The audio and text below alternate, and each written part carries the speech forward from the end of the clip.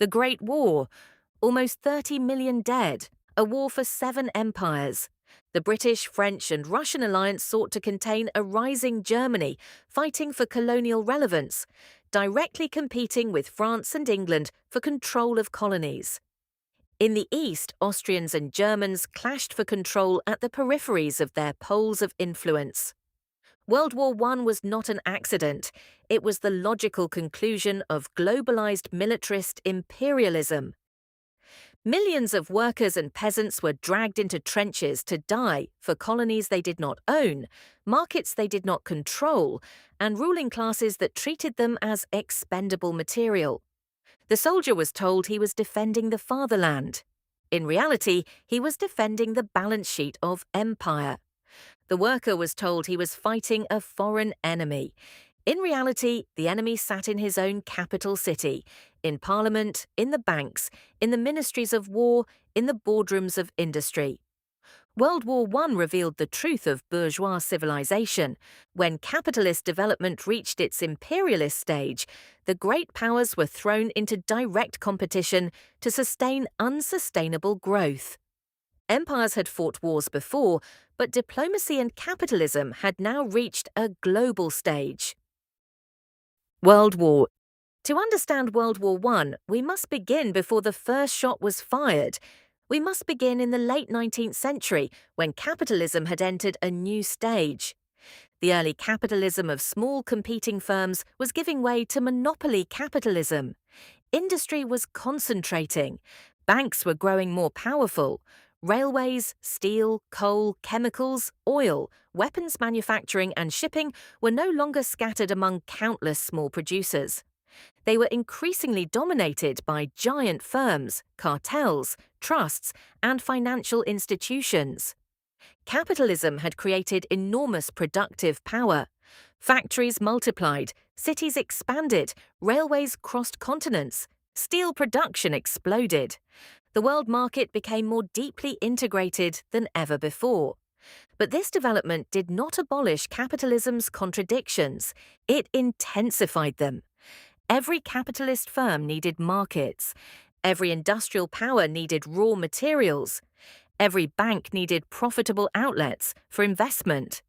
Every empire needed ports, railways, plantations, mines, and spheres of influence. The problem was simple. Capitalism had become global, but the world was finite.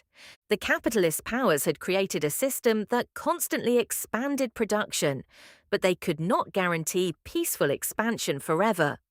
Sooner or later, the major powers would collide over the division of the world. This is why a Marxist analysis does not begin with the psychology of kings or the stupidity of diplomats. It begins with the structure of the system. Capitalism is not only a system of production, it is a system of competition. At a certain stage, competition between firms becomes competition between monopolies. Competition between monopolies becomes competition between national blocks of capital, and competition between national blocks of capital became military confrontation between states. The armed executive committee of each ruling class sent millions of workers to die abroad. The liberal historian sees industrial progress and parliamentary institutions. Capitalism becomes world systemic. By the early 20th century, capitalism had become imperialism. This does not mean simply that powerful countries conquered weaker ones. Empire existed before capitalism. What changed under modern imperialism was the fusion of empire with monopoly capital and finance capital. The colony became more than a conquered territory. It became a mine, a plantation, a forced market, a railway corridor, a naval base, a reservoir of cheap labor, a source of super profits, a place where European capital could extract value under conditions of racial terror, military domination, and political subordination. In Africa, Asia, the Caribbean, and the Middle East, imperialism meant forced labor, land theft, famine, the destruction of local industry, and the drawing of borders by foreign powers. It was the transformation of entire societies into appendages of European capital. The British Empire presented itself as civilization. The French Empire presented itself as Republican enlightenment. The German Empire demanded its place in the sun. Belgium spoke of humanitarianism while presiding over terror in the Congo. The rhetoric changed from empire to empire. The structure remained the same. Colonial peoples produced wealth they did not control. European powers extracted resources they did not create. Finance capital flowed outward in search of higher returns. One Russian, in particular, was critical of this system and his nation's role within it. Lenin's great contribution was to explain World War I not as a moral failure alone, but as a stage of capitalist development. Imperialism is the monopoly stage of capitalism and can only lead to war. In his analysis, imperialism had several defining features: the concentration of production into monopolies, the merging of bank capital with industrial capital into finance capital, the export of capital, not merely commodities, the formation of international capitalist associations dividing the world among themselves, the territorial division of the entire globe among the great powers. What happens when latecomers want colonies already possessed by older empires? What happens when finance capital outgrows the existing map? The answer was 1914. Imperialism made war necessary. The system had created rival powers whose interests could not be reconciled peacefully forever. Empires had partitioned the world, and empires would fight over the repartition. Britain controlled the largest empire in history. France possessed vast colonial holdings in Africa and Asia. Russia ruled over a massive multi-ethnic empire stretching across Eurasia. Austria-Hungary held together a decaying imperial structure in Central and Eastern Europe. Germany, unified late but industrially powerful, had become one of the most dynamic capitalist economies in the world. German capital wanted markets. German militarists wanted prestige. German industry wanted raw materials. German naval power challenged British supremacy. Britain, already dominant, interpreted Germany's rise as a threat to its empire, its sea lanes, and its position in the world economy. France wanted security against Germany and revenge for past defeat. The Balkans became a flashpoint because empires were competing over the wreckage of older empires. The assassination of Archduke Franz Ferdinand was followed by a chain of states calculating their interests under conditions of militarized competition. Austria-Hungary wanted to crush Serbia. Germany backed Austria-Hungary. Russia mobilized in defense of its influence. France stood with Russia to contain Germany. When war began, the ruling classes discovered something important. Nationalism could be used to suspend class struggle. Workers who had been striking against bosses were now told to fight foreign workers. Peasants who barely owned land were told to defend empires. Socialists who had promised international solidarity were ordered to support national unity. The bourgeoisie understood the political value of war. The same elites of civilization that claimed to represent progress had turned industry into slaughter. The same technology that could have shortened labor and improved life was used to mechanize death. Socialists and communists warned that war was coming. The workers of Europe had organized mass parties, unions, newspapers, and international congresses. The Second International declared that workers had no interest in slaughtering one another for capitalist governments. They denounced militarism. They spoke of internationalism. Then came August 1914. In Germany, the Social Democratic Party voted for war credits. In France, socialists joined the national war effort. The International broke apart. This was one of the greatest betrayals in the history of the workers' movement. The question is why? The liberal explanation is cowardice or confusion. The Marxist explanation goes deeper. By 1914, large sections of European social democracy had become integrated into the institutions of bourgeois society.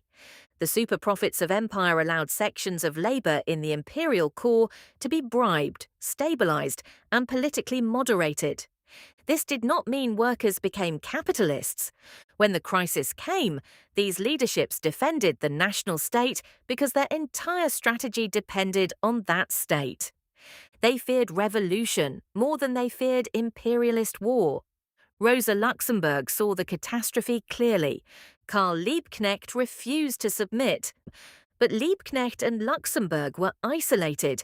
They were betrayed by social democrats who led Germany into even more war and destruction in the name of imperial legality.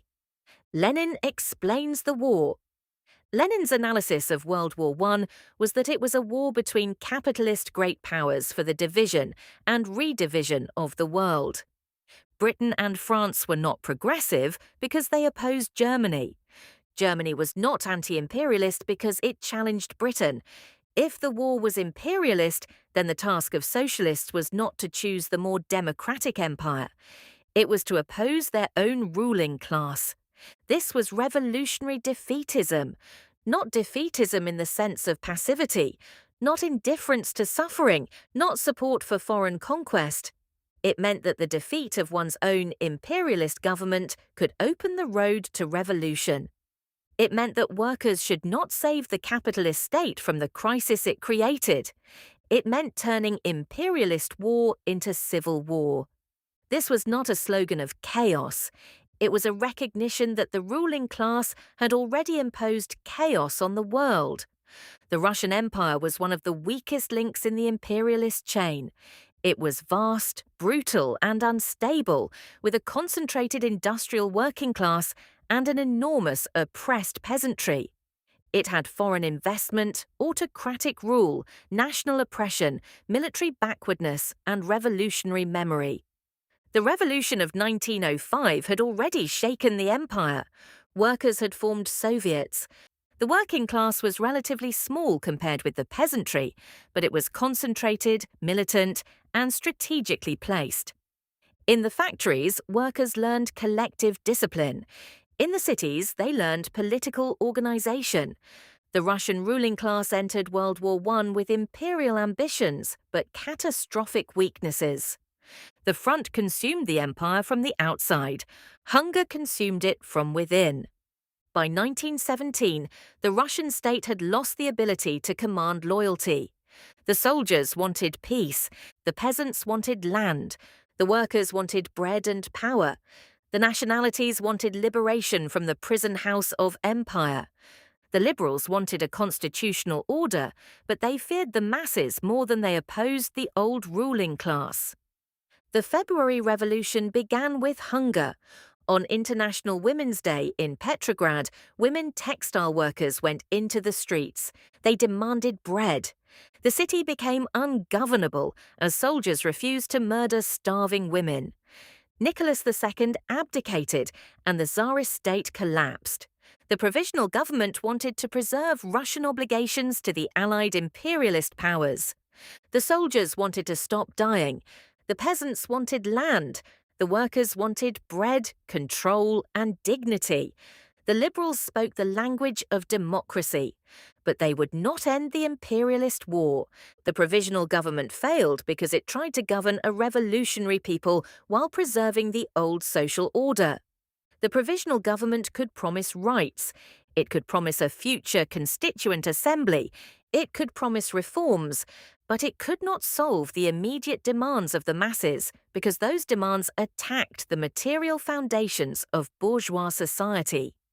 Peace threatened imperial commitments, land threatened landlord property, workers' control threatened capitalist authority, national self-determination threatened the empire.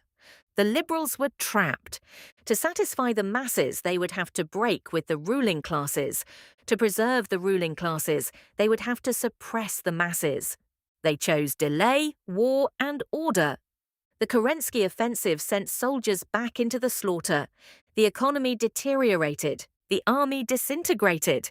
The Kornilov affair exposed the danger of counter-revolution.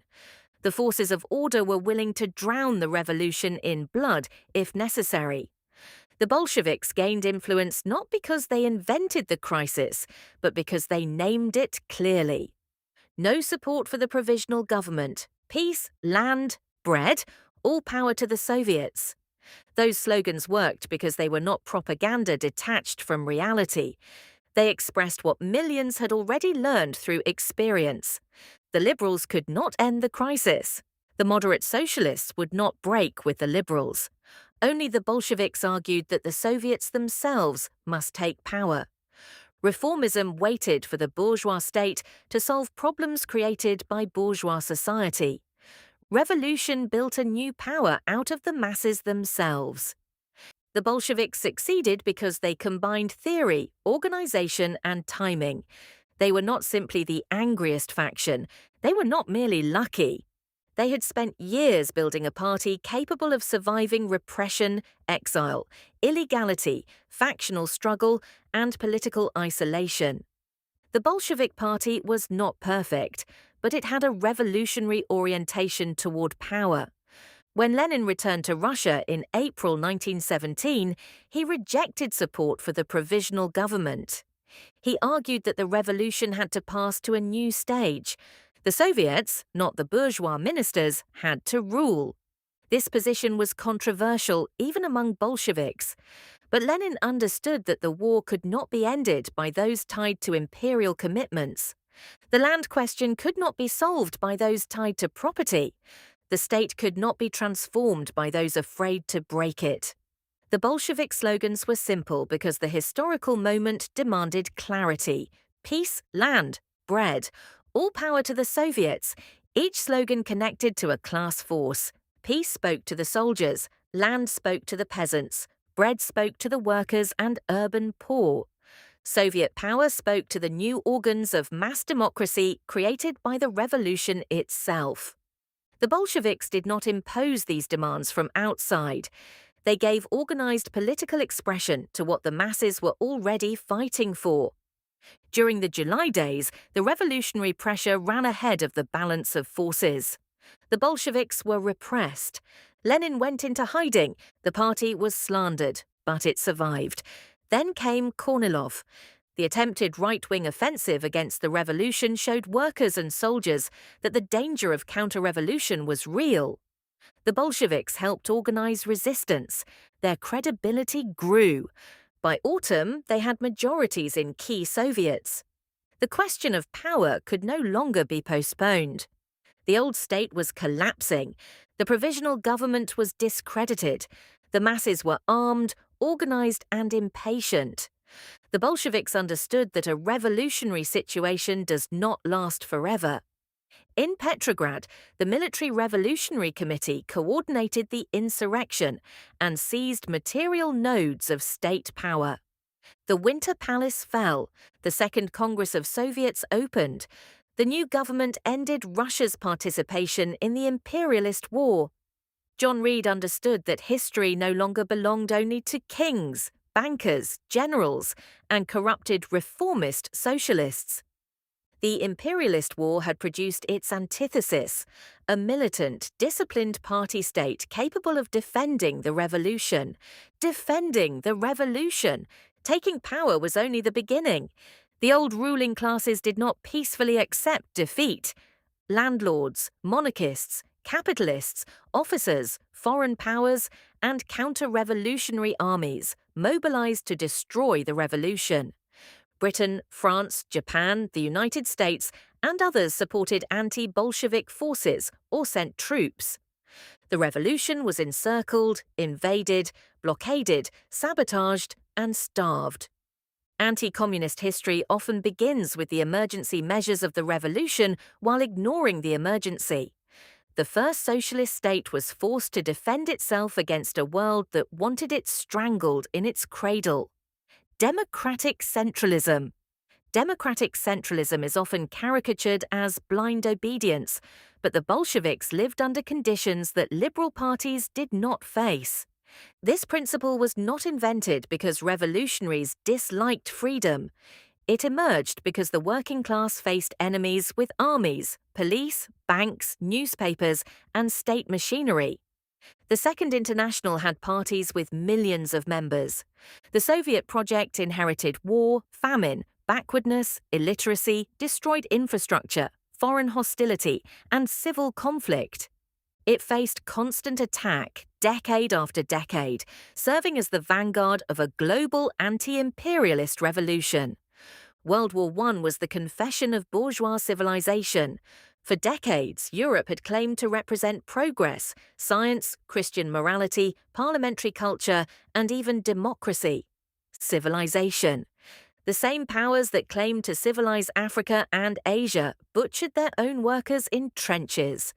The same capitalists who preached free markets demanded state contracts, military protection, colonial monopolies, and emergency discipline. There can be no freedom or democracy under capitalism. No true civilization can be built on slavery, empire, and theft. Rosa Luxemburg's warning was clear. Humanity has two choices, socialism or barbarism. If you enjoyed this video, like, comment, subscribe, and share it. Drop your thoughts below and tell me what we should cover next. Read history, question empire.